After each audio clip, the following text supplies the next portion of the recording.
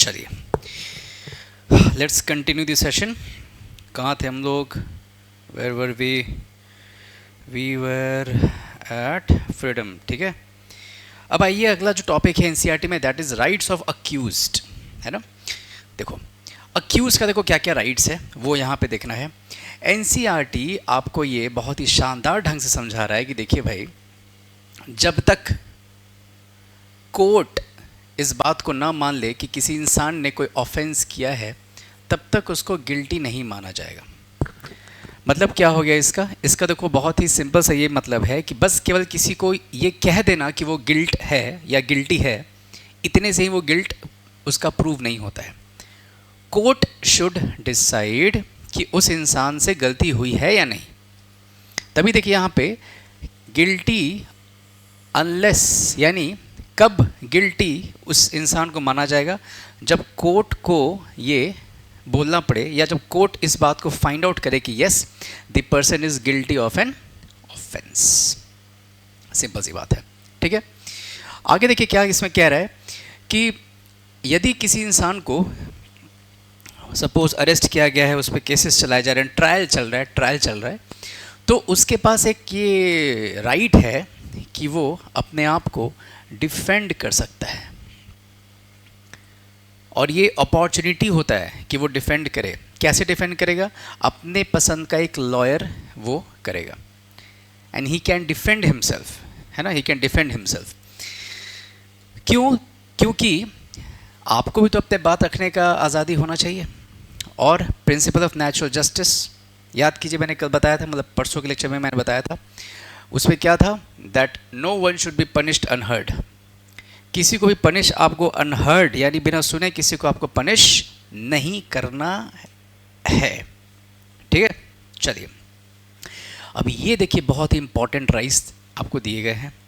ऐसा कहा जाता है कि यदि कोर्ट्स में ट्रायल चलना है और ये ट्रायल बिल्कुल फेयर हो, यानी फेयर ट्रायल कोर्ट में चलाया जाना चाहिए, तो उसके लिए किन किन बातों का ध्यान रखना चाहिए?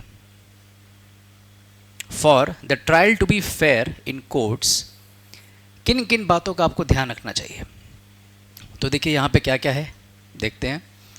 ये 3 बातों का देखिए यहाँ पे ध्यान रखा जाता है, बहुत ही इंटरेस्टिंग है, आराम से देखिए, आप सब कुछ समझ जाएंगे, बस आप मेरे साथ बने रहिए।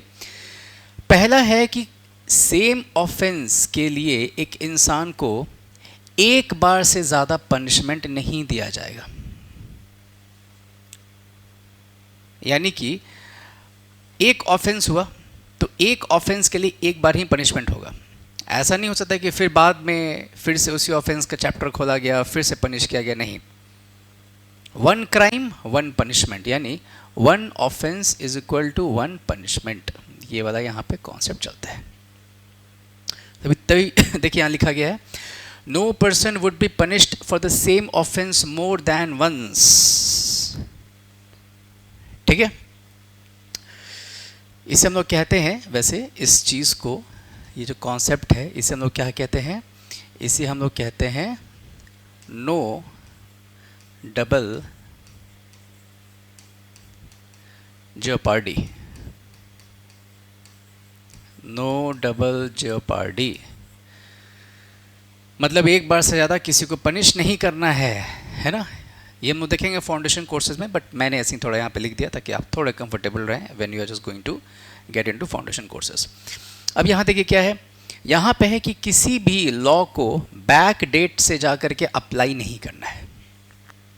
ये भी एक राइट के तौर पे लिखा गया है आपके, कहाँ पे? कॉन्स्टिट्यूशन में। देखिए पहले तो इस लाइन को पहले आप पढ़ लीजिए आराम से।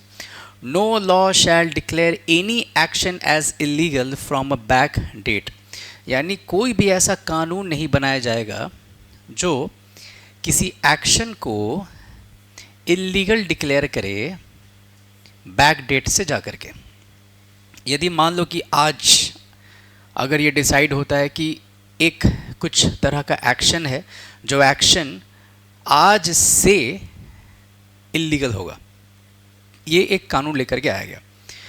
अब ये कानून में आप कभी भी चेंज नहीं कर सकते इस प्रोविज़न को कि नहीं, ये जो एक्शन जो है, जो जिसे अब इलीगल डिक्लेयर किया गया है, ये 2010 एंड ऑनवर्ड्स जितने भी एक्शन हुए हैं इस तरह के सबको इलीगल डिक्लेयर किया जाता है। ऐसा नहीं होगा। लेकिन यहाँ थोड़ा आपका एक कैच पॉइंट है, it is applied only in criminal cases. यानी क्रिमिनल केसेस या क्रिमिनल लॉज में ये एक प्रोविज़न है कि यदि किसी चीज़ को क्रिमिनल एक्ट बताया जाए तो वो उसी दिन से लागू होता है।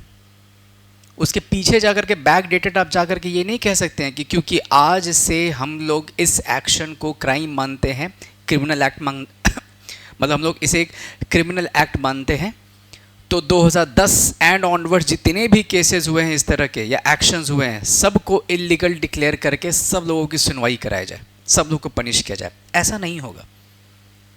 क्रिमिनल एक्ट्स में from that date and onwards apply किया जाता है, बैक डेटेड आकर के कभी भी उसको अप्लाई नहीं किया जाता है। ठीक है, तो ये क्या है, इसे हम लोग कहते हैं नो डबल जॉपर्डी कहते हैं इस वाली चीज़ को, कि सेम ऑफेंस के लिए एक बार से ज़्यादा आपको पनिश नहीं करना है। और बैक डेटेड जा करके आप किसी एक्शन को इलीगल डिक्लेयर नहीं करेंगे, specially in criminal cases. This is called no ex post facto. No ex post facto. Ex मतलब क्या होता है, पीछे, पुराना, पीछे जाकर के आपको अप्लाई नहीं करना है कोई भी क्रिमिनल लॉ को। ठीक है, तो आपका फिर सवाल बनेगा कि क्या सर सिविल केसेस, हाँ वो पीछे जाकर के आपको पनिश कर सकता है। इट में उस एक्ट में लिखना पड़ेगा, यदि वो सिविल कोई लॉ है उसमें लिखना पड़ता है कि ये बैक डेटेड भी जाकर के इसके लिए पेनल्टी दिया जाएगा।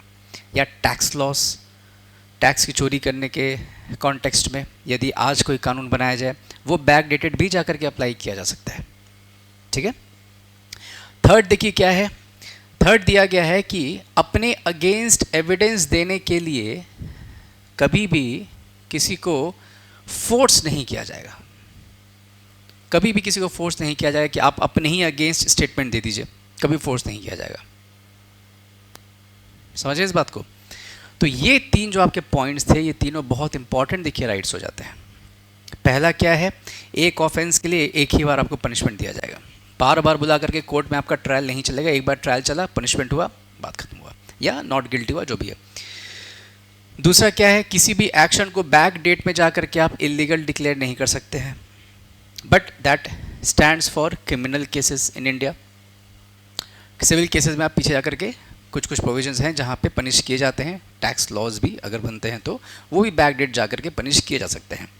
और यहाँ पे क्या है कि आपको अपने ही विरुद्ध जाकर के स्टेटमेंट देने के लिए कभी भी फोर्स नहीं किया जाएगा। समझ रहे हैं कि बस मैं बोल रहा हूँ, everything is getting into your head. Okay, चलिए अब अगला टॉपिक आई थिंक हम लोगों का होने वाला रहेगा एक्सप्लॉयटेशन। ये सब तो चलिए, ये सब तो हम लोग लास्ट में लेंगे। Right against exploitation. चलिए, एक्चुअली इंस्ट्रक्शन हमें ये है from the technical team that sir कोशिश कीजिए कि जो टॉपिक्स है उसे बार बार बाइफरकेट करके we should get into the recording mode. चलिए, see you in a while in the next topic. Thank you.